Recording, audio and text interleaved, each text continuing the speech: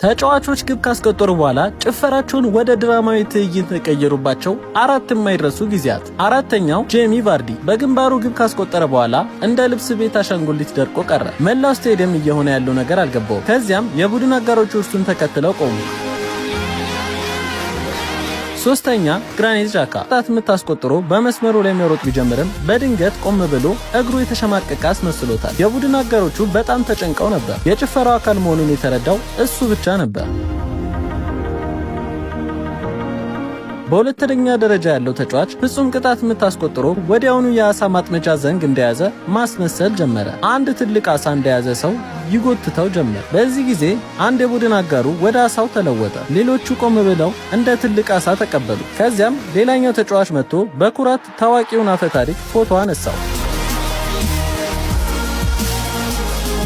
በቁጥር 1 ላይ ያለው ከሌሎቹ አንፃር አስገራሚ ትዕይንት ነው። ከዚያ በፊት ግን የተለያዩ የመዝናኛ ቪዲዮዎች የምታገኙበት ቻናል ስለሆነ ፎሎ ማድረግ አትርሱ። አሰልጣኛቸው በሜዳ ላይ በዚህ መልኩ ከተጫዋቾቹ ጋር ንግግር ሲያቀርብ ነበር። እናም ጎል ካስቆጠረ በኋላ ሁሉም መሬት ላይ ተቀምጠው ያንን ያሰልጣኙ የንግግር ሁኔታ ደግመውታል። ከታዋቂ ተጫዋቾች መካከል የማን አጨፋፈር ይመቻቸዋል? ኮሜንት ላይ አስቀምጡልን።